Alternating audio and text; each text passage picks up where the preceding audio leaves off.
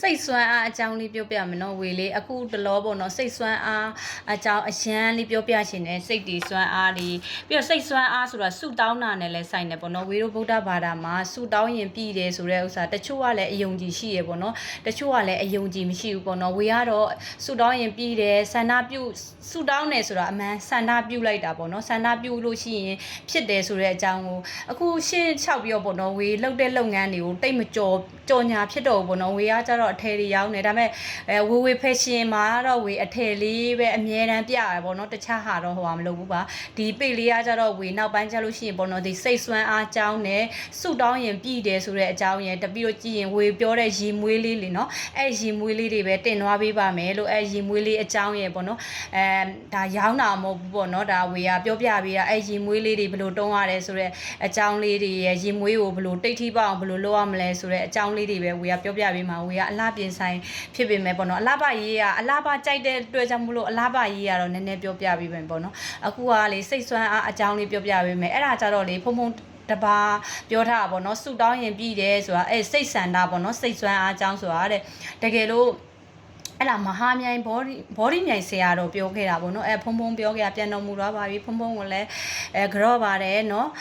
ဖုံဖုံရဲ့ဒါဩဝါဒတွေကိုလည်းအများကြီးနားထောင်တယ်ဝေဆိုရှင်လေဖုံဖုံရဲ့ဩဝါဒတွေရောပြီးလို့ရှိလို့ရှိရင်ပါချုပ်ဆရာတော်ဘုရားကြီးရောပြီးလို့ရှိရင်အခုတက်စာရွှေစီဆရာတော်ဘုရားကြီးရောအရင်တော့ဒေဝဆရာဥတုမင်္ဂလာဥတုနန္ဒအများကြီးဝေနားထောင်တယ်ပေါ့နော်အဲ့တဲ့ဟာတွေကိုဝေအခုအသက်30ကျော်ပြီပေါ့နော်30ကျော်တဲ့တော်တွင်းမှာ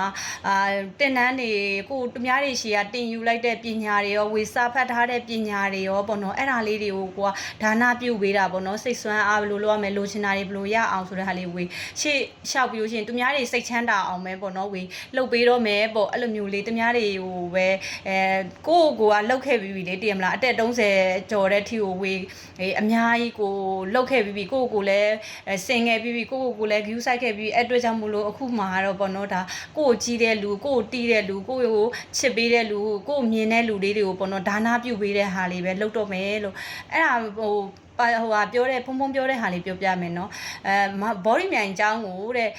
တွားမယ်လို့ဆန္ဒပြုလိုက်တယ်ပေါ့အိမ်ကနေတဲ့တကယ်လဲတဲ့ဘောဒီမြိုင်တွားဖို့အတွက်လမ်းကိုပေါ့နော်ကိုတိုင်အဲ့လမ်းကိုတွားမှရောက်မှာပါတဲ့အဲ့လိုမျိုးပဲတဲ့ဆန္ဒပြုတယ်ဆူတောင်းတယ်ဆိုတာတဲ့ဆူတောင်းယုံလေးနဲ့မပြီးဘူးပေါ့နော်အဲ့လမ်းကိုကိုတိုင်ကတွားပြီးရှောက်မှပေါ့နော်အဲ့ကျောင်းတွားတဲ့လမ်းကိုကိုတိုင်တွားမှရောက်မှာတဲ့အဲ့လိုမျိုးလေးပြောအဲ့လိုပဲနော်စိတ်ဆွမ်းအားတို့ပြီးလို့ရှိရင်